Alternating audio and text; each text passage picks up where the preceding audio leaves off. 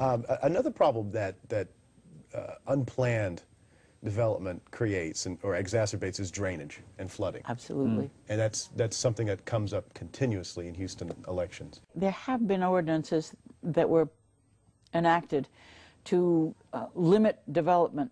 In other words, you can only take out of it, if you're developing so many acres, you have to have a certain amount for drainage and putting the water back into the ground. But what the developers have done, I don't know what the figures are offhand, but let's say it's 10 acres. They've put it into 2 5-acre plots so that they don't have to do it. And what that's done is made this massive flooding to the problem to the west, where the ground should be absorbing water, it's running off, and then down toward the bayou, we're getting flooded over and over again. What can you do on City Council about city poverty? I think the city can use its resources without a large expenditure to great advantage. For instance, there are lots of open lots.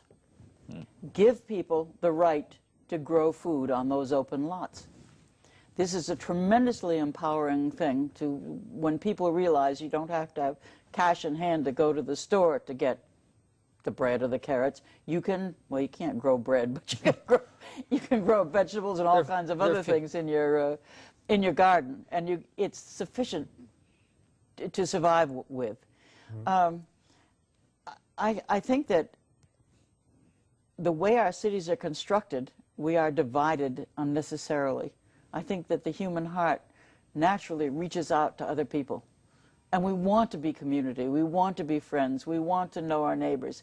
And yet the way things are set up, even our own family, even the children in our own family are sitting in their own rooms watching their own TV.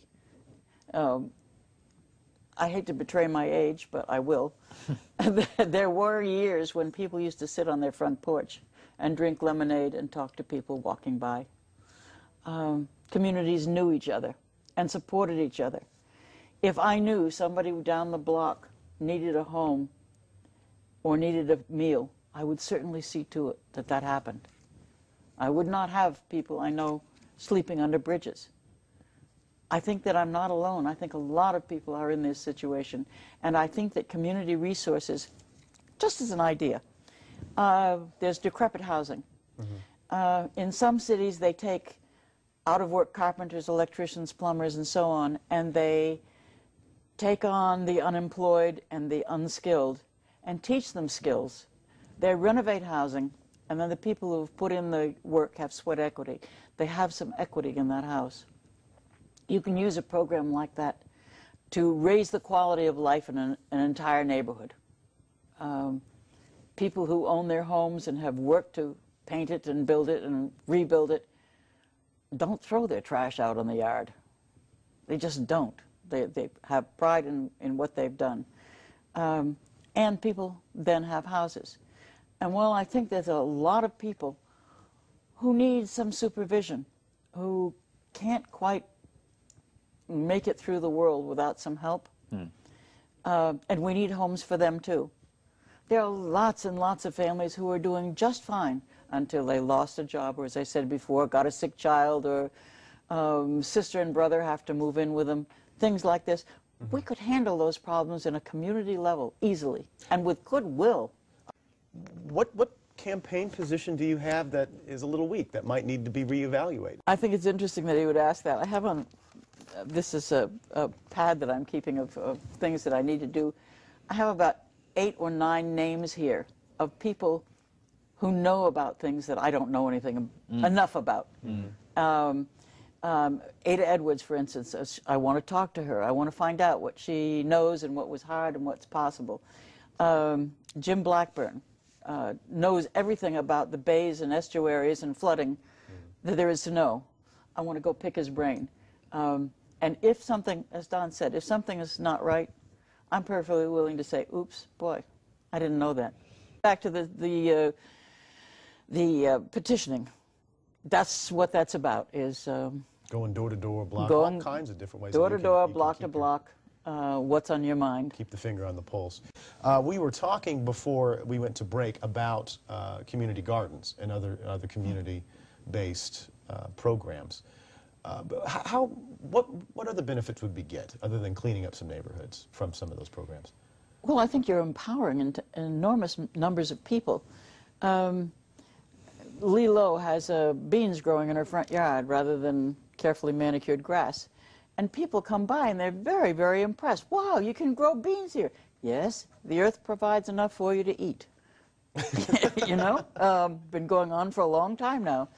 But we've gotten so far away from it that most people don't know that beans don't grow in those little plastic packages you get from the store. So I think there's that. There's the self-sufficiency feeling. I don't think there's a feeling in the world. Years ago, I used to can my own food, and I don't think there's a feeling in the world like putting away what you're going to need for the next year. It's satisfying right to the core, so there's that. And there is also a community garden aspect of good fellowship, good work, good times, good thinking, and lots of laughs. Although gardening isn't usually lots of laughs, it certainly can be that way when it's done on a community basis. Now, a lot of these programs are going to cost some money. We're going to have to find money somewhere in the budget, which is already facing a deficit. We already have a budget shortfall in Houston. Where can we find money to not only cover the shortfall, but also to implement some of these new programs? Well, I'd certainly, one of the first things that I will do is take a very, very close look at the budget to see what can, if anything, be cut. I think that there are places, I mean, we're talking about community gardens practically for pennies compared to thousands that other programs cost. I am sure that by perhaps just some people who are exempt from certain kinds of taxes now having to pay them. Instant runoff voting. Every time there's a runoff voting, and there's almost certain to be with this coming election, it costs the city about $1 million to have the runoff, not the election itself, just the runoff. If we had instant runoff voting, people would not only be able to more accurately reflect their real desires on a ballot, there wouldn't be any runoff. $1 million, just like that. And the way that Do you know how many gardens you could put up for $1 million? which is just the money you'd save on the runoff vote. And the way that works, just to make it simple and clear to the listeners, is that you would only vote once, and you would go in and you would rank, you know, say you would rank Deb first. And then, well, if Deb doesn't win, then you would go down and you would rank somebody second, and then somebody else in that race you'd rank third. And your vote would get allocated in that fashion until finally somebody won. Yes. And the city could save substantial amounts of money. Substantial amounts of money. I mean, $1 million is a rough ballpark figure with what it costs. But if you have a large election in lots of outlying areas, you're over that. And there'll be a lot of runoff elections. There'll be a number of races that go to a runoff, I think, this year. And Houston is what some people would call a sanctuary city, meaning that HPD doesn't go out of its way to enforce the immigration code. Do you Which I think is absolutely proper. Absolutely right on proper. If immigration has its own budget, we have other problems in this city. We don't have an overabundance of police running around doing nothing. They have jobs. They're working. Immigration shouldn't be part of their job, A. And B, I'm sorry, I think that people are all human. I don't think there's anything such thing as illegal people or legal people. My family came here several hundred years ago, but they were illegal immigrants by that definition at the time, even though their ship was the Mayflower. You know, who was here to say, you can't come, you can? So HPD should not be in the business Not be in the business. I don't think they want to be. They don't. They've adamantly stated they do not want to have any part in that. I mean, if somebody is hijacking or threatening people's life, or has a history of violent crime. Has a history of violent crime, absolutely, we need to deal with that, without question. I don't know if shipping them back to another country is exactly a solution. I mean, you know.